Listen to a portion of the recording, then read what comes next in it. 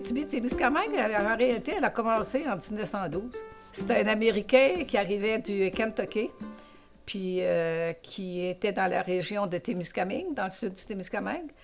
Puis il est tombé en amour avec le lac Beauchesne.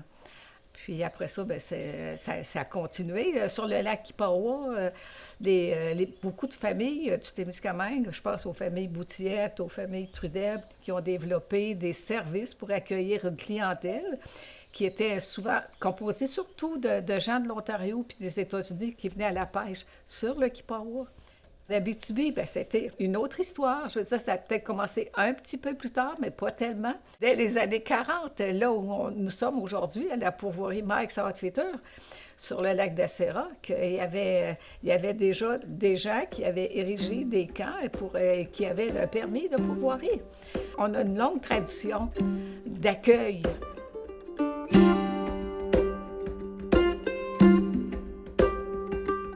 Quand je suis arrivée il y a 25 ans, notre élément fort, notre produit fort, c'était le séjour en pourvoirie. Notre région a toujours été reconnue pour sa qualité de chasse et de pêche, tellement que l'élite américaine venait chasser et pêcher ici. Roosevelt est venu pêcher ici, à l'est de Sainte-Terre, parce que c'était l'endroit par excellence. Donc, moi, j'ai commencé à travailler avec les pourvoyeurs et c'est là que j'ai découvert la grande force de notre région, sa nature exceptionnelle, ses plans d'eau, la richesse de sa biodiversité, des forêts giboyeuses comme il n'y en a pas ailleurs. Alors, j'ai découvert ce monde-là qui m'a jeté à la renverse, puis je regardais ces gens-là travailler, puis je me disais, tabarouette, il faut être vraiment passionné pour offrir ce service-là. Mon nom, c'est Yves Boutillette. Je suis né à Laniel, au Témiscamingue. Je suis né d'une famille de pourvoyeurs. Un jeune garçon à Laniel, j'ai fait comme tout le monde, j'ai fait beaucoup de pêche, beaucoup de chasse, on était mordus de ça. On voyait pas vraiment c'était quoi l'ouvrage, puis la montagne d'ouvrages qu'il y avait dans une pourvoirie pour en faire une entreprise touristique rentable et agréable pour les clients, tu sais. Mais on a été élevé là-dedans, je pense que je me considère aujourd'hui comme bien chanceux. Ils ont commencé ça à défricher en 5 ans. Ils ont tout bâti ça ici. Moi, ça fait 22 ans que je suis ici, en achetant en 2002. C'est quand on a vu la place, puis écoute, on a dit ça va nous faire une belle place pour la pêche, puis j'ai toujours été dans le bois, moi, on faisait de la construction de chemin forestier dans le bois, puis fait que j'ai passé ma vie dans le bois. Fait que c'est pas... Être dans le bois ici, là, c'est pas... Je suis pas en pénitence, ça, ouais. We've been here for 34 years. I met a guy at work at the Hone Smelter.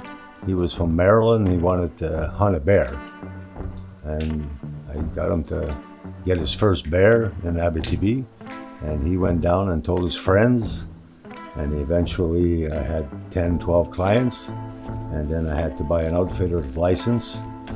And built everything in the last 30 years. Ouais, on va faire un appât avec, on va rentrer, après ça on va aller voir. When bear season starts at the beginning, you say, but once you start that first run and you're doing your baits, it's just a high. You're gone for 8 weeks. And it's from 6 in the morning till 10 o'clock at night. So it's a lot of driving, a lot of wear and tear on the trucks, but it's satisfying.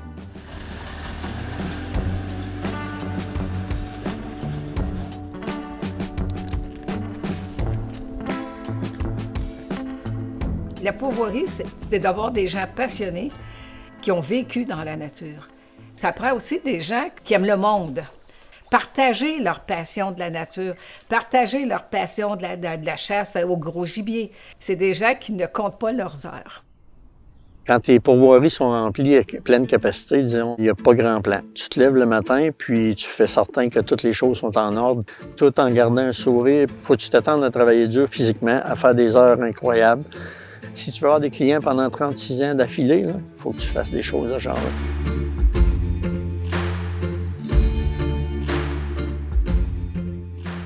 Il fier, c'est de toute la qualité de pêche qu'il y a ici, puis le service que le personnel et que tout le monde donne. Ça, je suis fier de ça. Ce que c'est qui fait bien chaud, là, c'est quand que tu vas voir le client qui s'en va, puis qui dit « Hey, c'est merveilleux, c'est un 5 étoiles que vous avez ici. On se rappelle pas d'avoir mangé du si bon poisson que ça. » C'est vraiment le fun.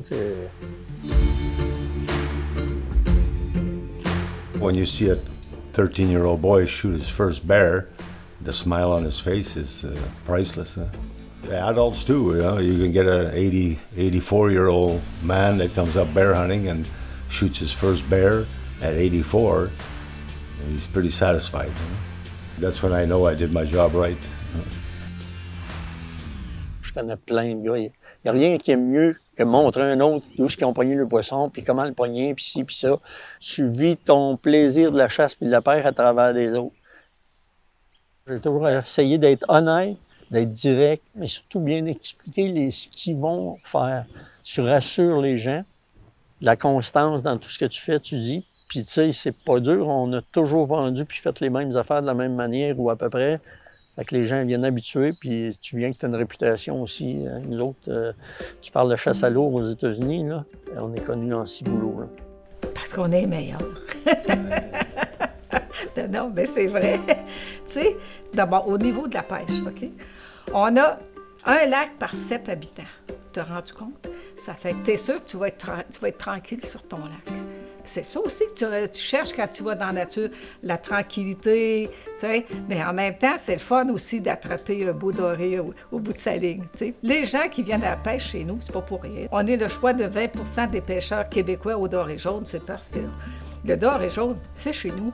C'est des gens qui respectent la nature, qui respectent la ressource. Puis c'est des passionnés.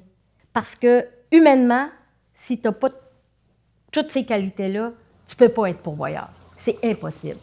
Parce que tu te donnes à 200 %. Tu te donnes pour ton territoire, puis tu te donnes pour ta clientèle. Puis, pour faire ça, il faut que tu aies du caractère en tabarouette. Tu sais, l'orignal, l'ours, le doré, le brochet, c'est une ressource, là. C'est comme un arbre, c'est comme un minerai. Il faut que tu le vendes pour sa juste valeur. Puis si tu fais ça, bien, ta région est gagnante, ta province est gagnante, toi, tu es gagnant. Puis ce qui est le fun dans notre domaine, c'est de la ressource, mais tu sais, ça prend pas 75 ans à faire pousser un doré ou à faire pousser un ours. Là. Si tu gères ta ressource puis tu fais attention, toi, tu es gagnant, c'est ton entreprise, c'est ton gagne-pain. Mais tout le monde alentour est gagnant. Là. On est des gens de nature, on aime la chasse, la pêche. Il ne faut quand même pas oublier que 77 % des abris sommaires du Québec sont en Abitibi-Témiscamingue. C'est la preuve que notre territoire est un des plus riches. Puis ça, il ne faut jamais oublier que l'Abitibi-Témiscamingue, c'est un des territoires les plus riches sur la planète, tant par sa faune, tant par sa flore, tant par sa biodiversité, par la présence des Anishinabés, par nos ressources minérales, par notre eau la plus pure au monde. Il ne faut jamais oublier ça. Puis il faut y faire attention. Et les pourvoyeurs font attention. Le Témis, c'est un peu différent. J'ai voyagé quand même un peu dans le monde, puis aux États-Unis beaucoup, puis et ça se compare pas avec bien d'autres places. Puis quand tu viens du bois, puis quand tu as vécu de ça, puis quand tu étais mordu de ces choses-là, c'est difficile d'aller ailleurs. Puis je pense que j'ai pris tous les moyens puis tous les efforts qu'il fallait pour pouvoir vivre ici. Il faut absolument qu'on s'aperçoive qu'on vit probablement une des plus belles places au monde. Je suis devenue copropriétaire d'une grande pourvoirie au Témiscamingue. Puis je peux dire, je suis tombée en amour avec le territoire quand je l'ai visité. C'était vraiment le coup de foudre. Puis à partir de ça, bien, j'ai vu tout ce qui était possible. Je voyais ce qui pouvait devenir dans 5 ans, 10 ans, puis ça a été vraiment... puis j'ai adoré ça. Je suis encore convaincu qu'il y a moyen de faire une bonne vie puis faire être bien contribuer à ta région en étant pourvoyeur dans n'importe quelle région du Québec. Là. Si on enlève l'ouvrage, les casse-têtes, les risques qu'on prend sans savoir si ça va marcher, il ne peut pas avoir de bien meilleure vie que de travailler dehors tout le temps. Là. On est des passionnés qui aiment m'appeler, mais moi, j'appelle ça fou. On leur doit le fait qu'on s'est fait connaître. Il y a 75 ans, 80 ans, il y avait 2 régions prisées par l'élite américaine. C'était le Témiscamingue puis l'Abitibi, Témiscamingue beaucoup, et Charlevoix. Et pourquoi qu'on était connus? Parce que déjà, il y avait des pourvoyeurs, il y avait des clubs privés, tu sais. Fait que c'est comme ça qu'on s'est fait connaître. Les pourvoyeurs développent un attachement à leur clientèle et c'est réciproque. C'est des clients, mais c'est aussi des amis. C'est comme dans la vraie vie, tu as des affinités avec certains plus qu'avec d'autres. Puis ceux avec qui tu as des affinités, ça devient des amis. Je passe ma vie avec eux autres. J'ai été dans la maison de une dizaine de différents clients. Tu rentres là, puis ils ont un mur complet de photos du lac, de photos de ci, de ça. Pour eux autres, c'est leur vie. J'en ai des clients, ils ont commencé au début, 34 ans passés. Puis c'est des vrais amis à cette heure. Ils passent des fois le Noël puis le jour de l'an avec nous autres ici. They're mostly friends. They come as a client. Ils rentrent comme un client, mais ils sortent comme un ami après. Good friends. C'est des amis, là, à cette heure. C'est pas juste des clients. On a que ça fait au-dessus de 30 ans, 35 ans qu'ils viennent ici, là, 2 fois par année, là. C'est merveilleux. Puis, ils amènent toute la famille, là, ses enfants, puis les petits-enfants. C'est vraiment, vraiment beau à voir. Donner accès à la nature, à la possibilité de la sentir, de la vivre, bien, c'est ça aussi la pourvoirie. C'est de la bienveillance. Tu sais, c'est vraiment être sensible aux besoins de ton monde, être capable d'y répondre. Bien, c'est ça.